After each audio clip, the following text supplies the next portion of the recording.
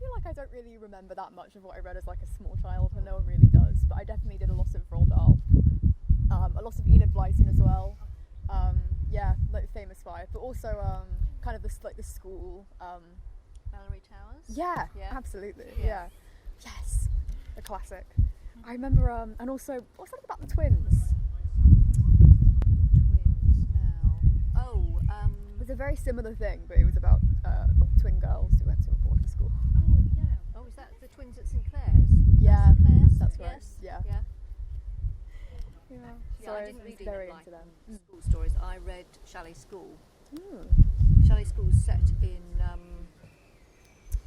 the 1930s, and they were absolutely, and I suppose looking back on it actually, Val McDermott, who's a crime writer, she's done a programme on it for Radio 4, but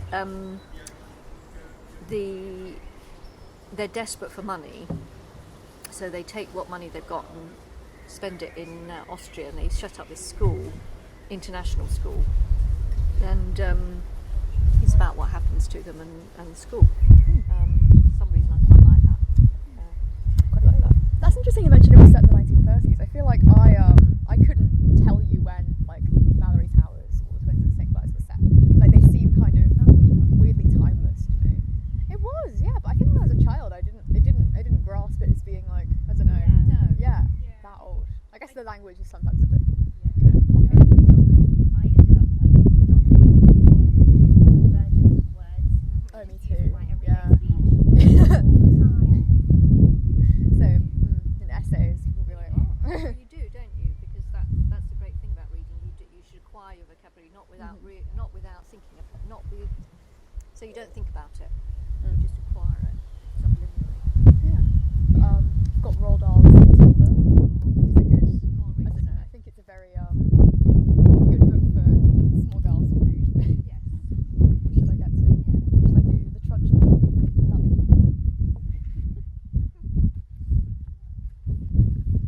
In the interval, Miss Honey left the classroom and headed straight for the headmistress's study. She felt wildly excited. She had just met a small girl who possessed, or so it seemed to her, quite extraordinary qualities of brilliance. There had not been time yet to find out exactly how brilliant the child was, but Miss Honey had learnt enough to realise that something had to be done about it as soon as possible. It would be ridiculous to leave a child like that stuck in the bottom form. Normally Miss Honey was terrified of the headmistress and kept well away from her, but at this moment she felt ready to take on anybody. She knocked on the door of the dreaded private study. "Enter!" boomed the deep and dangerous voice of Miss Trunchbull. Miss Honey went in. Now most head teachers are chosen because they possess a number of fine qualities. They understand children and they have children's best interests at heart. They are sympathetic, they are fair, and they are deeply interested in education. Miss Trunchbull possessed none of these qualities, and how she ever got her present job was a mystery. She was above all a most formidable female. She had once been a famous athlete, and even now the muscles were still clearly in evidence.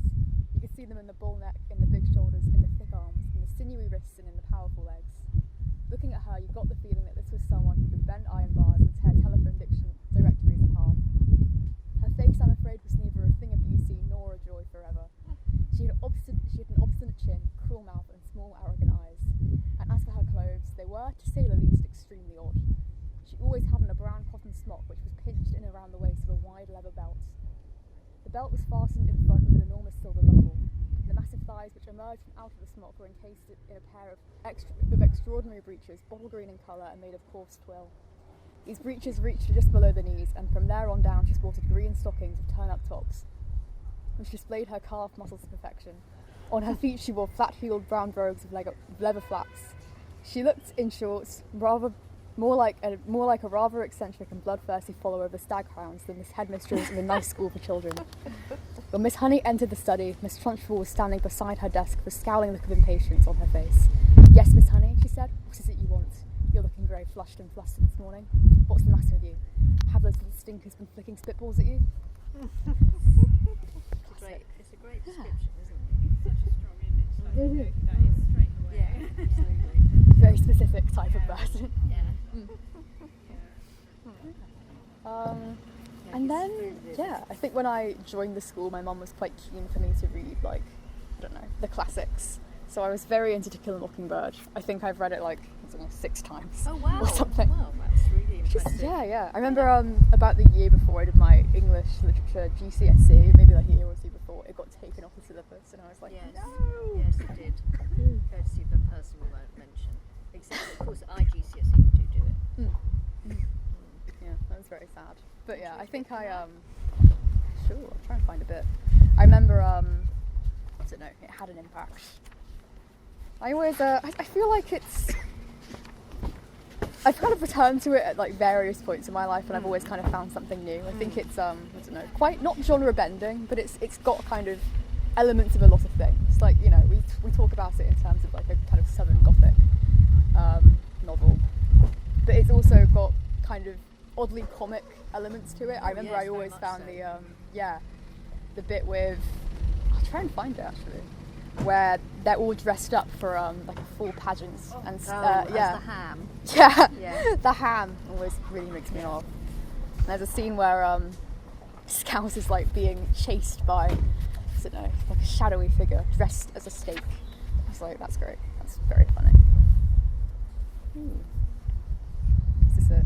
So lots of fun things. I think I've always had it as like an e-copy on my school iPad.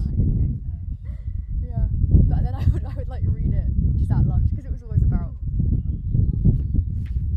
Yeah. We went through the auditorium to the hallway, then down the steps. It was still black dark. The remaining cars are parked on the other side of the building, and the headlights a little help. If some of them were going in our direction, we could see better, said Jem. Here, Scout, let me hold on to your hock. You might lose your balance. I can see all right. Yeah, but you might lose your balance. I felt a slight pressure on my head and assumed that Jem had grabbed the end of the ham. You got me? Uh-huh. We began crossing the black schoolyard, straining to see our feet. Jem, I said, I forgot my shoes. They're back behind the stage. Well, let's go get them. But as soon as we turned around, the auditorium lights went off. You can get them tomorrow, he said. But tomorrow's Sunday, I protested as Jem turned me homeward.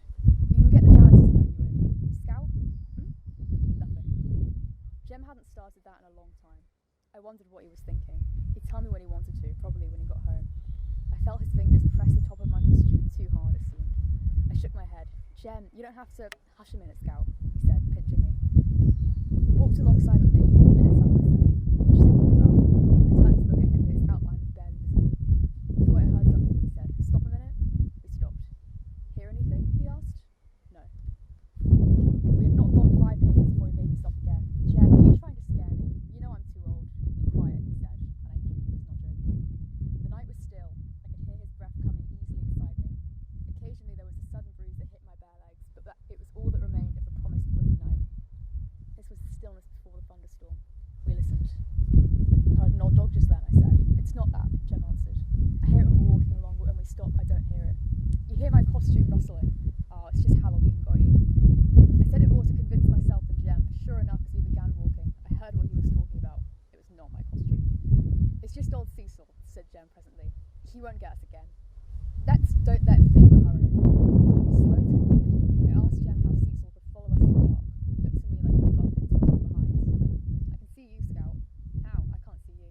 Your fat streaks are showing. Mrs. Cranshaw painted them with some of that shiny stuff so they'd show up under the floodlights. I can see you pretty well, and I expect Cecil can see you well enough to keep his distance. I would show Cecil that we knew he was behind us and we were ready for him. Cecil Jacobs is a big wet hen, I yelled suddenly. Turning around, we stopped. There was no acknowledgement save hen bouncing off from the distant schoolhouse wall. I'll get him, said Jem. Hey! Hey, answered the schoolhouse wall. It was unlike Cecil to hold out for so long. Once he told a joke, he repeated time and time again. We should have been leapt at already. Jem signalled for me to stop again. He said softly, Scout, can you take that thing off? I think so, but I ain't got anything on under it much. I've got your dress here. I can't get it on in the dark. Okay, he said. Never mind. Jem, are you afraid? Shall I carry on? Yeah, go on. Yeah, sure. No. I think we're almost to the tree now. A few yards from that and we'll be to the road. You can see the streetlights then. Jem was talking in an unhurried, flat, toneless voice. I wondered how long he would try to keep the Cecil myth going. You reckon we ought to sing, Jem? No. Be real quiet again, Scout. We had not increased our pace. Jem knew as well as I that it was difficult to walk fast without stumbling a toe, tripping on stones and other inconveniences, and I was barefooted. Maybe it was the wind rustling the trees, but there wasn't any wind, and there weren't any trees except the big oak. Our company shuffled and dragged his feet, as if wearing heavy shoes. Whoever it was wore thick cotton pants. What I thought were trees rustling was a soft swish of cotton on cotton, weak, with every step. I felt the sand go cold under my feet, and I knew we were near the big oak. Jem pressed my head. We stopped and listened. Shufflefoot had not stopped with us this time. His trousers swished softly and steadily. Then they stopped. He was running towards us with no child steps. "Run, Scout, run!" Jem screamed. I took one giant step and found myself reeling. My arms useless in the dark, I could not keep my balance. Jem, help me, Jem. Something crushed the chicken wire around me. Metal zipped on metal and I fell to the ground and rolled as far as I could, floundering to escape my wire prison. From somewhere nearby came scuffling, kicking sounds of shoes and flesh scraping dirt and roots. Someone rolled against me and I felt Jem. He was up like lightning and pulling me with him, but though my head and shoulders were free, I was so entangled we didn't get very far.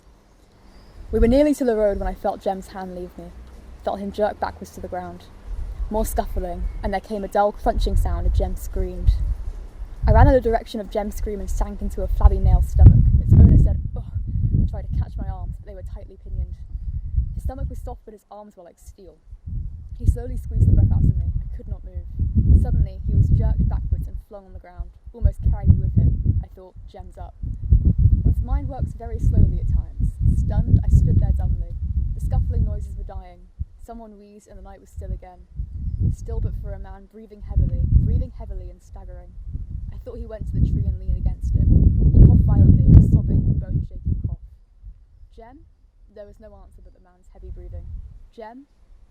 Jem didn't answer. The man began moving around, as if searching for someone. I heard him groan and pull something heavy along the ground. It was slowly coming to me that there were now 4 people under the tree. Atticus? The man was walking heavily and unsteadily towards the road. I think it's a kind of comic image. When you read it the first time, did you know who it was? I do not think that I did. No. Did you? I know. I'm still not quite sure how Scout worked out the 4 people under the tree. No. I suppose it's the different sorts of growth. Yeah, I suppose it's she doesn't really. There's quite a lot left out, isn't there? It's implied, isn't it? She doesn't tell us. She shows us. Eloise, have you read it? Arthur, have you read it? Who's reading it in all 4? Somebody's reading it.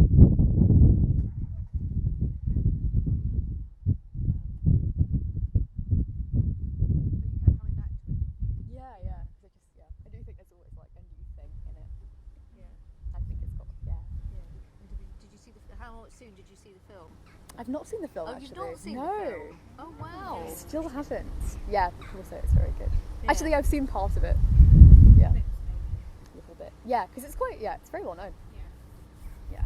And also I think what's quite interesting is that the film has clouded the issue somewhat because Greg Peck is so he brings with him all the heroic qualities from and he's so handsome as well that you don't necessarily, and also because they've cut the sense of not everybody's equal.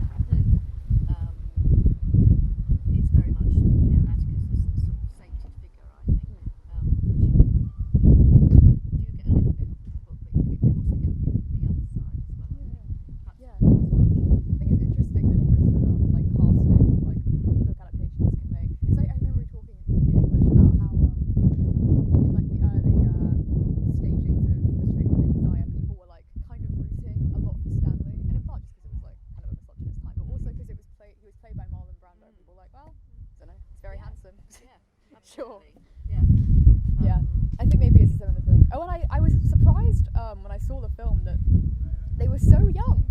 I don't know, in the book it kind of, they come off older, strangely, but they're like genuinely like 5 or something. I was like, oh yeah, true.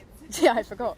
Yes. Yeah, I think it's easy to I think forget. it's easy to forget with the voice, isn't it? Yeah, Because the adults definitely. scout. Yeah, absolutely. Yeah, absolutely. I think small kids are allowed to do a lot more. Oh, definitely. Oh, yeah. yes. Yeah, absolutely. They're, you know, they take us off to school and go to the Yes. shops. And so They're always talking about getting engaged. I was like, what? You're 6. So from our perspective now, you think, well, if they're doing all that on their own, they must be at least like 11 or something. You know, your perspective is different. Yeah. I guess that. Yeah. also it's that concept that the community is raising them all the community is raising them. And I think that's what makes Boo so poignant, because he's the gifts and the saving, and he's their other parent, isn't he? Another book which I think I read a lot when I was like 11, or read for the first time when I was 11 and I reread, I did. my You were an extraordinary gifted reader. I can't believe you didn't come to Litsoc till you were in like year 9. Year 9. Oh, I missed a few years. Yeah. But I don't know, I think my mum just bought it for me, because again, she's like, you must read the mid-century American classics. I remember the first time I read it, I was going, what is happening here? And I think that's kind of why I reread it like a few times, and then by that point you're kind of like, oh, I see, it's not all real. I just remember it having like a real effect on me, and I still think a lot about, like, I don't know, just different parts of it. It's very interesting. It is. I'm not sure there's like a good bit to read from, because it's quite, I mean, I guess, it's not like it's divided up into chapters as well, like, I think that as well threw me. I was like, what? No chapter breaks. There's a bug on the table. So. What was it appealed to? Was it the writing, or was it the situation? I think a lot of it is quite just gothic, isn't it? It is actually, yeah, that's very true. I think the writing did appeal to me. I like kind of, it's, I don't know, very much like a portrait of one person's mind. Like they don't differentiate between reality and imagination almost at all, which I thought was really interesting, and I kind of kept coming back to it just because it's so. I think you see the narrator so much as like a real person when you read it. It's like, and I think as well as that, I don't know, I guess it's interesting as a comment on society, because it definitely deals with like social issues, which I think is very interesting. I also haven't seen the film of this. It's very famous. It is very yeah. very good as well. Yes. Really? Ah. Jack Nicholson is sort of he sort of took over from Brando as the sort of wild child. Brando was a wild child in the 40s and 50s, and Nicholson was a wild child in the 60s.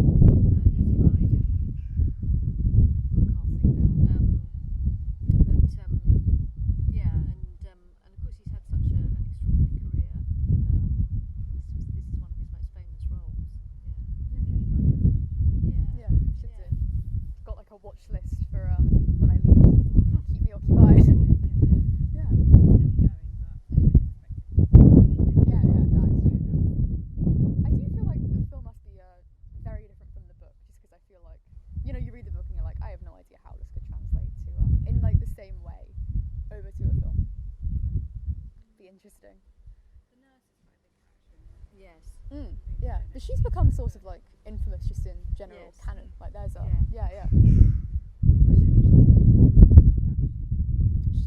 she's very much in the book, and I think as well as that, she's almost like a kind of comic figure, and I think that is kind of like the imagination and reality.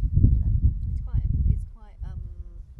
quite a difficult book, girls, because it's set in an insane asylum, but they're criminally insane, aren't they? Yeah. So they're there actually, one of them is. I think the rest of them seem to just be a bit kind of neurotic. Yeah. They're all outsiders, really, and it's not the first film that's dealing with madness in the American oeuvre, but it's certainly one of the most famous. Yeah. And I think it does. It has maybe some like interesting conclusions about mental illness. I think it suggests, maybe that it's not like there's something wrong with these people in particular, but it's kind of more like because they are, I guess, unlike the rest of society, they're kind of ostracized because of that, which I think is very interesting. Yeah. And it talks a lot about like, I don't know, I guess what they're expected to do, and like, the homogeneity of American society, which is very interesting. Especially at that time, mid-century America was very Yeah, yeah. Oh yeah, yeah, much more so than us. Mm. Yeah. As if they just wanted to leave the war behind and go back to some sort of idealised, white picket fences. Yeah, yeah. And they do, yeah, they talk about that, like the kind of picture of the American family. Yeah. It's interesting. Yes. I think it, yeah. I quite like it. You could say. Yeah. Well, I've and got then, Percy Jackson on there as well. But that's I've never Rosemary, actually really. read Percy No, you haven't Jackson. read those Yeah, I books, was yeah. thinking. What have I read? I've read Frankenstein, of course. Yes. Pride and Prejudice. I love Pride and Prejudice, actually. It's very nice. Right, I always so- see the BBC adaptation. Yes. Just, it's like comfort TV. Yeah, I'm like, it yes, is. just want to watch It Pride is. and Prejudice. Yeah, No, it's isn't very it? slow. Yeah. It's not in It's a so boring peaceful. way. But not in a boring Yeah. way. Yeah, That's some right. very slow. This is just slow. Yeah, just dull. They just have sort of peaceful melodrama. Like, yes. It's nice. Yeah. I remember I read Frankenstein in about, I think, year 8 or year 9. Oh right, okay. Yeah, yeah. And then of course I reread it for A level.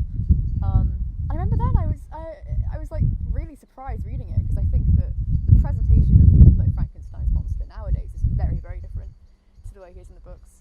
And like, we're talking like, what was it? There's like a critical opinion that everyone always writes in their essays, which is like the Frankenstein of like Boris Karloff's portrayal is silent because what Mary Shelley had to say was too radical or something. I always thought that was quite interesting. But like I was so surprised when it was like, and now it's Frankenstein's monster's turn to just Yes, that's chat. I mean, that's It's the, like, that's oh. the thing, isn't it? You pick it up and you think, oh, so it's not about the monster then, it's about Victor. Yes, absolutely. Yeah. The castle, well actually there's no castle, is there? Which is the irony. Just a laboratory and a chamber. Yes. Yeah. Yeah. So what prompted you to pick it up in the first place? I think it was kind of just because it was so famous, just so well known as a property, and I think at some point you have to go, well, what started all of this? Yeah, but I think it's like at times an incredibly desolate book. You read it and you're like, this is very, I don't know, hard going almost. Like, yeah, they're really not enjoying themselves. No. Yeah, yeah. It is.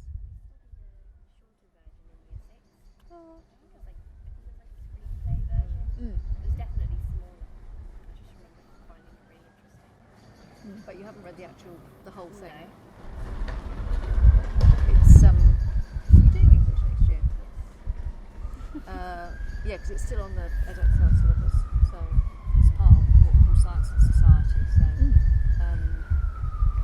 it's one of those books that it's just endless. It's endless, isn't it? You could study it forever. yeah.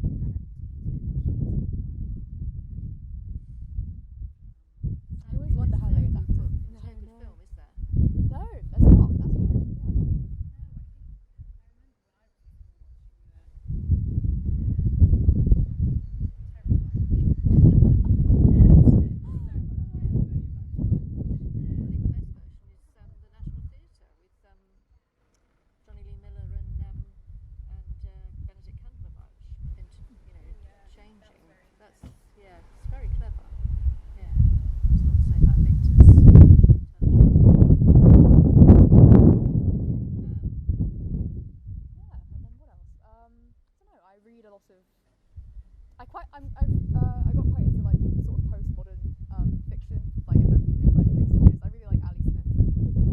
I should have planned more like broad books. Yeah, big fan. Jeanette Winterson as well. Yes. Who my mum, my Who mum had a just bonfire this week. I saw that. Did you see? Yeah. A It's like, bonfire okay. of all her Jeanette Winterson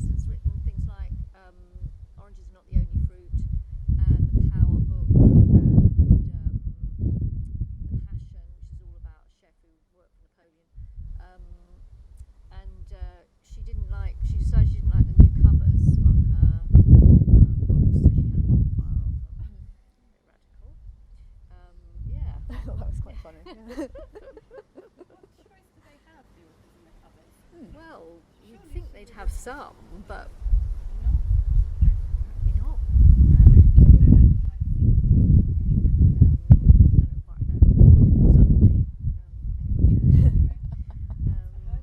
So have you read which particular Jeanette Winterson do you like?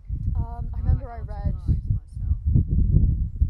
Oranges when I was like Yeah. very young, because my mum, I think, just did not have has never had a very strong sense of what books are and are not appropriate for children.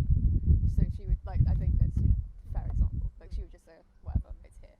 But I found that very interesting, and I think that as well as like it's got a very postmodern structure. Like it dips between like the narrative itself and then a kind of like other thing, which I think is really interesting. But I think that nowadays maybe that kind of speaks to people a bit more, because obviously we don't really live our lives separate from fiction. Like I think the books that we read kind of become meaningful to us in their own time, because of how we're able to, I guess, draw parallels between our own situations and the things that we read.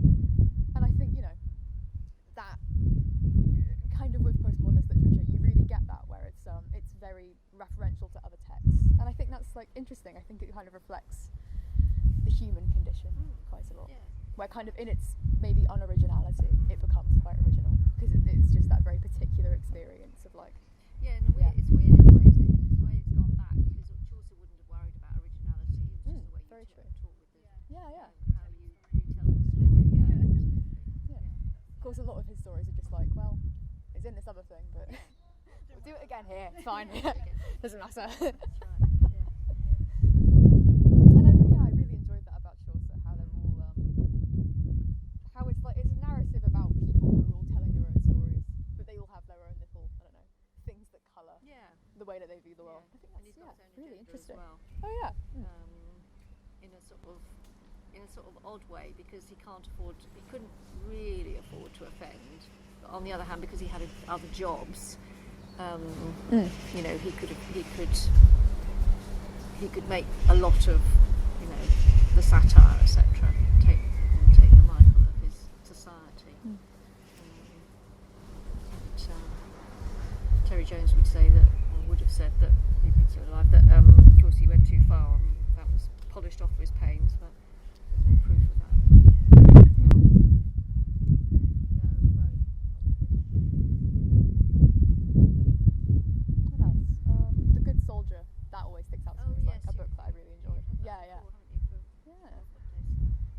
It's like a modernist sort of like this. It's yes, that's right. I think he's a very funny name. But it's always in lists of like, I don't know, great opening sentences, and it begins like, this is the saddest story ever told, and it's all from the perspective of this man who's like wife is kind of, well, at the beginning you sort of think that she's quite seriously ill, but it kind of develops and unfolds and you realise he's sort of maybe in denial about reality or kind of withholding certain things from the reader. Yeah, you can't be sure who you can trust. It was on the radio actually a couple of weeks ago. Really? I listened to it, yeah. Try and find that. I do like books that do that. Yeah. You're reading it from so many different perspectives, it's quite Yeah, absolutely. Because there's him and his wife, isn't there? And then there's another couple as well. Yes. Which I find a bit sort of weird, really. Yeah. Yeah. And they're here. Yeah. Yeah. So, Yeah. I think what kind of a few of like the books that I like have in common is that they all have a very kind of what the narrator thinks or like says about things is, you never know if it's true. I quite like that. I think that's nice. Yeah. Like to be a bit deceived when I read. Yeah, I think that's good. Yeah.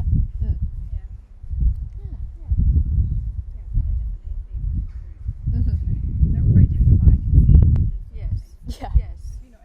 you know, First person narrators. But Yeah. yeah. You like to be slightly confused. I do. I like to work for it. I think Yes. it's nice. When you try and figure out what's going on. Yeah. it's like a mystery, isn't it? In a way. Yeah, definitely. Kind of like reading a mystery book. Yeah. It is nice. Yeah. I remember I used to read when I just had nothing better to read. I would get on like iBooks they would have either free self-published like horror novels, which were always like quite salacious but like not very good, or they'd have things which are like detective novels which are like free for a week or something, or very, very cheap, and I'd read them and be like, oh, interesting. They were always quite grim, but you know, sort of interesting to read at lunch. Yeah. Yeah, quick read. Yeah, exactly. Exactly. Not every book you read needs to be like. Great Yeah, literature. really. like, Yeah, yeah. If you're enjoying No. it, you're enjoying it. Yeah. Absolutely. Yeah. Sometimes Just for it's just fun. the plot, isn't it? Not the Mhm. writing. Yeah, yeah. Yeah. I think the other thing that's had like a big impact is like a lot of the stuff that we've read for school. I think just because you spend so much time unpicking and like analysing it, you know, it has to end up having kind of an effect on you. So I think Frankenstein, Bread and Prejudice are good examples. What's to be done? The Bloody Chamber, which we meant to compare to Frankenstein, but I think that's I don't know, it's an interesting comparison. I think I enjoy them both a lot as texts, but I think it can be kind of hard to compare the two and not sound like, I don't know, here's two disparate texts, Oh, yeah, I'm going to completely. write about them together. Yeah, yeah. Absolutely. Like, I'm glad that we read both of them, but yeah, maybe I am also glad that we did not have to do an exam on the two of them. Macbeth and the Tempest as well, and like the Shakespeare's that I've done. I really like Macbeth. I think I've still got parts of it that I've just memorised. Yeah. Etched into my brain. I still like. Before we did OCR, we did a Gothic unit with Ed Excel, and Macbeth was part of that because they saw it as a proto-Gothic, and the Pardon's Tale as well, in fact, which worked really well. Yeah. Yeah, when we talked about it as pre-Gothic, which Yeah. is very fun. Yeah, exactly. But it is very Gothic, even Yeah. before that was really a thing. And I think that you really, you get a strong sense of his just despair and like guilt, which is it's a very interesting experience reading it. I wonder because of when Mr. Walpole was writing Castle of Otranto, and Garrick was rediscovering, you know, Shakespeare and putting him on at Stratford, the Great Festival, and you think, well, it probably did influence, must have done, because there's so much there, Yeah. and also in Jacobean, not so much the Jacobean tragedies, but the tropes are there, aren't they? Yeah. I don't think I haven't actually read much of Shakespeare's kind of more, I don't know, joyful place. We did the Tempest, which I guess ends on a kind of happy note, but yeah, still very interesting. I always, I think the Tempest, like, I think when you read it, the more you realise that quite a lot of other things kind of reference it, like a lot of like modern texts. I think like Caliban in particular has become kind of like a much referenced character. Yeah, and I think it's very interesting. We didn't get to do our exam on that either. Which is a shame. With my 13th, I was doing Susanna Clarke's Piranesi yesterday, and we looked at the references, because it's all set in this enormous house full of statues, and the references to sea and other, and the other is, and the epigraphs at the beginning are from Narnia and from another writer, philosopher, who's a magician, so we're talking about the influence of this novel as well.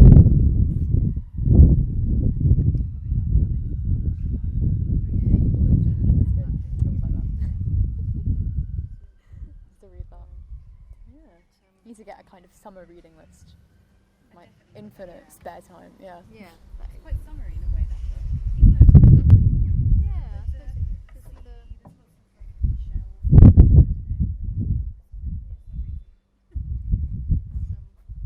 It's very vivid, isn't it? It's beautifully described as well. So read that. So anything further down the school that you read? We read. Have we done Merchant of Venice? That's interesting. Yeah. Yeah, Louise, you'll do that next year probably. That's exciting.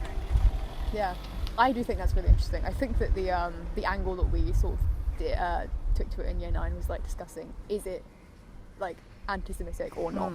which I think is like there's a lot you can say about it, at least, you know. Yeah, I think that it's hard to really say one way or the other. I think it's a lot, but I think that the film adaptation with Al Pacino is very good. It's got very good. And I think also because it shows Bassanio as the sort of ne'er-do-well that he really is. It's so easy to think, oh yeah, Portia's lovely, he must be okay, but he's not really. No, My favourite was 12 Nights with You. That was honestly, I think it's still one of my favourites. It's good fun. It was so fun.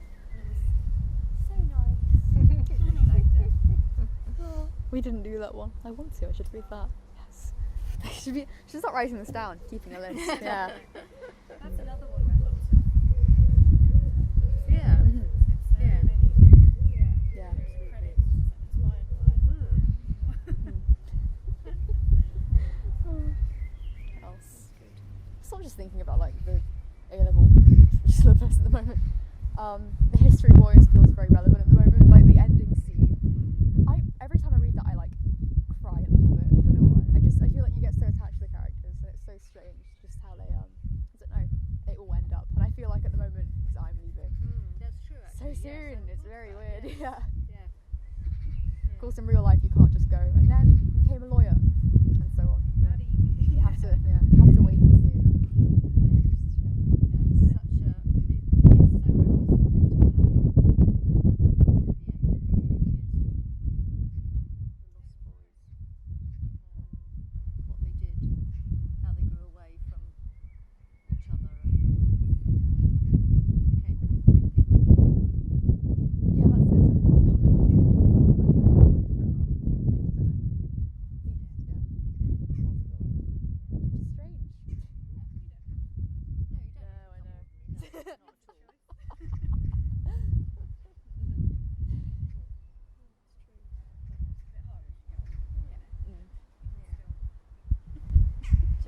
Peter this year that's stuck with you?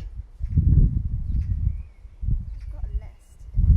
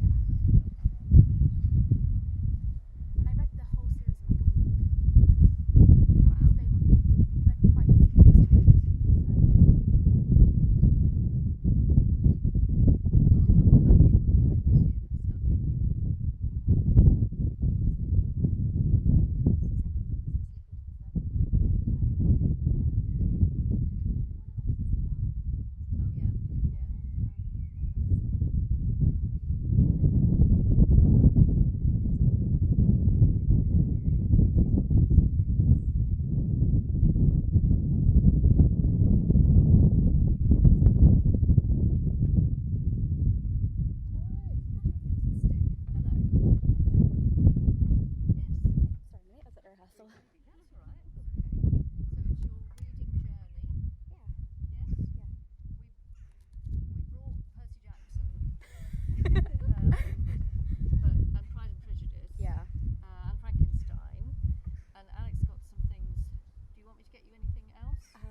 Not really. No? Okay. Alright. So what do you want me to kind of say? I think it's something to talk to you Yeah, about. I just got an email.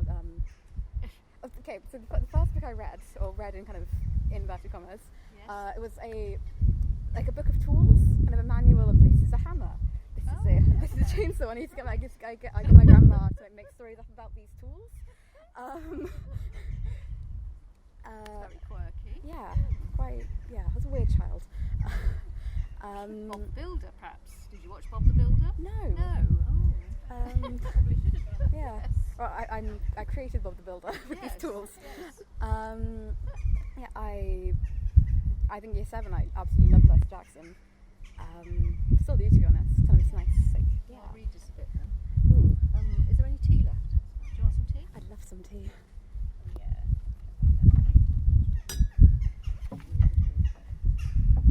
God, I forgot how funny the chapter titles in Percy Jackson are. It's like, I accidentally vaporized my math teacher. 3 old ladies in the socks of death. I become supreme lord. Yes, please. I become supreme lord of the bathroom. Maybe I will this summer. You like it, don't you? Yeah. Just trying to figure out what I should read. Want to do the age-old 69? Yeah. Jack Jones is joining us. Okay. Exactly, Karen agreed. If you were a god, how would you like being called a myth, an old story to explain lightning? What if I told you, Percy Jackson, that someday people would call you a myth, just created to explain how little boys can get over losing their mothers? My heart pounded. He was trying to make me angry for some reason, but I wasn't going to let him. I said, I wouldn't like it, but I don't believe in gods. Oh, do better, Mr. D murmured, before one of them incinerates you. Grover said, but please, sir, he's just lost his mother. He's in shock. A lucky thing too, Mr. D grumbled, playing a card. Bad enough I'm confined to this miserable job, working with boys who don't even believe. He waved his hand and a goblet appeared on the table, as if the sunlight had been bent, momentarily, and woven the air into glass. The goblet filled itself with red wine. My jaw dropped, but Chiron hardly looked up. Mr. D, he warned, your restrictions. Mr. D looked at the wine in feigned surprise. Dear me, he looked at the sky and yelled, old habits, sorry. More thunder. Mr. D waved his hand again, and the wineglass changed into a fresh can of Diet Coke. He sighed unhappily, popped the top of the soda, and went back to his card game. Karen winked at me. Mr. D offended his father a while back, took fancy to a wood nymph who had been declared off limits.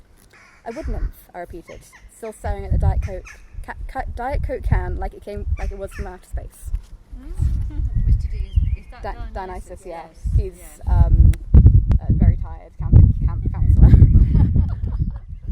I think Dionysus is a camp counsellor. Hawaiian shirts. Yeah. Yeah. I do think like Percy Jackson was my Harry Potter because the books came out like as I grew up. And the Heroes of Olympus came out. Yeah. God, I read House of Hades like the day it came out and like cried. So I read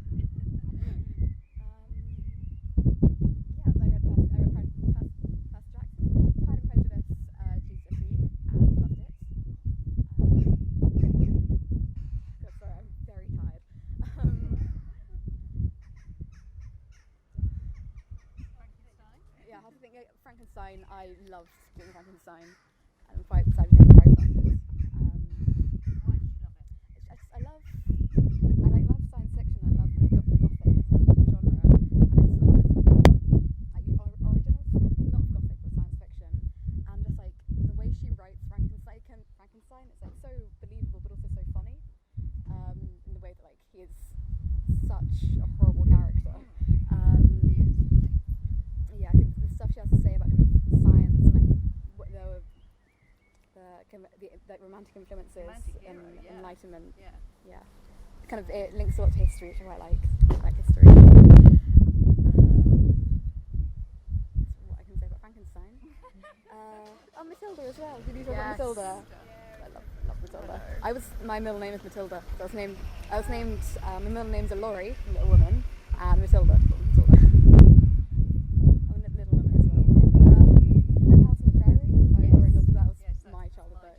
Reading as well. There's the Little House in the Big Woods when they make the thing in the snow. They make the snow. Yeah, best description.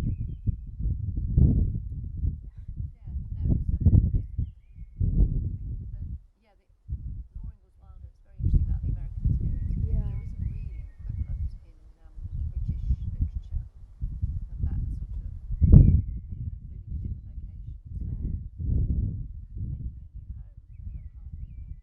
home for a pioneer. And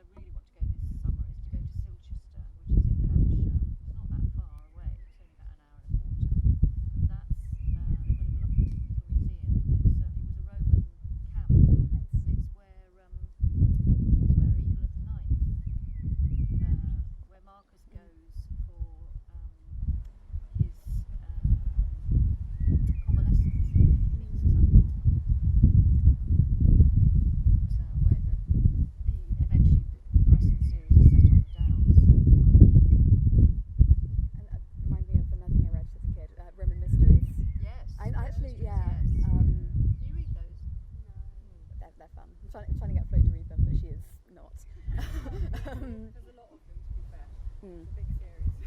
It is. Yeah. This big. And TV as well, isn't it? The TV show is surprisingly good. Yeah, how old would that be when you watch that? Old. Yeah, I really like it. You might enjoy the Falcon stories that Lindsay Davis wrote, which is he's her Roman detective. It's all Okay. set in Vespasian's emperorship. His brother is dead and was killed in Judea. And he's got quite a large family, and it ranges all around the empire. So each book is in a different part of the empire, but it all starts in Rome. So it's very good. Her knowledge is really good. I'll look at those. And he's quite cynical.